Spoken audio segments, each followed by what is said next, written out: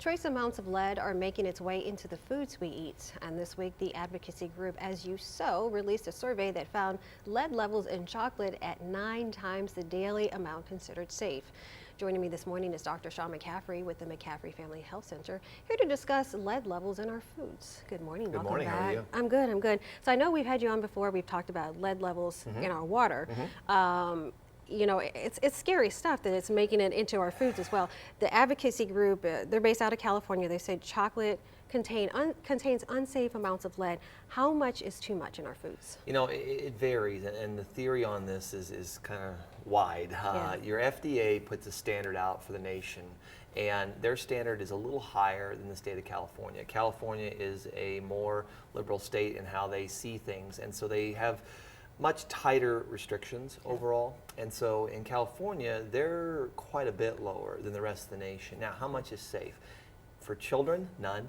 And the CDC put that out. They said there are no safe levels. So it can be a real tricky situation. Yeah, I mean 9 times though, that, you know, even though they're, you know, a little bit more stringent, that 9 times seems like an awful lot. It's quite a bit. Why wouldn't lead be listed on the list of ingredients in our candy bar? Of course, you know, that would freak us out. It would be a little unnerving. You see lead on there, but, you know, I mean. When you look at foods and how they label foods, the ingredients go off of the most common thing that's in there down. And once you get below the 1% level, they don't have to list it. And that's kind of a standard across the board for all foods. So if it has some kind of a parts of something in there and it's below 1% of the total ingredients in the product, it doesn't need to be listed. Like we've heard, you know, maybe sometimes bug parts and things like that. Yeah, all the good stuff. They don't have to, all the good stuff doesn't have to be listed on our favorite candy bar. Now, in addition to chocolate, I understand lead can appear in other foods that we eat. Again, you know, how do we know that we're being safe? Well, as a rule of thumb, you have to assume it's in everything. Everything that is definitely growing out of the ground in some way or another, because plants have an ability to chelate minerals. They pull them out of the ground and they kind of clean them. You'll find in areas where they've had toxic spills and waste spills, they'll plant spinach and cabbage and lettuce and things like that because they're so good at pulling those things out of the ground. That's kind of the problem you run into here, is that cocoa as a plant is pretty good at pulling things out of the dirt. And so unfortunately, lead, cadmium, heavy metals, things like those, they're in the dirt all over the place, and these pull them out. And you can get into a little bit of trouble if you get a batch that has had a soil that's pretty high in lead. They'll have a higher contaminant level. So talk about the side effects. You know, say a child in California or wherever is ingesting a candy bar, and we think it's safe as a parent.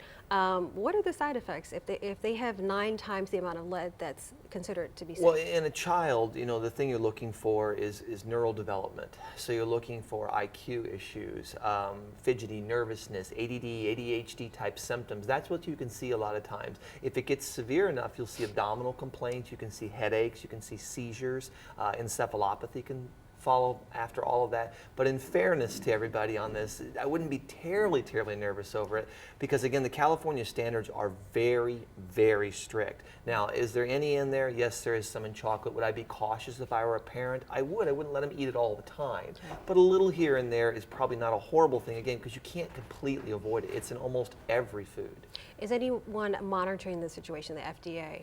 Well, the FDA will watch it overall. As a general, say, hey, this is our standard, this is what we do. But the problem is, it's just that. It's a standard. It's the FDA saying, yeah, we'd like you to follow this, but there's no really restriction or rules if you don't. We don't really come in and say, hey, you can't do this or so on. So that's why California puts stricter rules in place, because they said, you know what, the government standards, they're not tight enough. And so when they did that, now all of a sudden you've got a problem, and chocolate in this case happens to have quite a bit more than some of the other foods we talked about. And I guess some could argue that other states need to be more strict, like California. I would think so.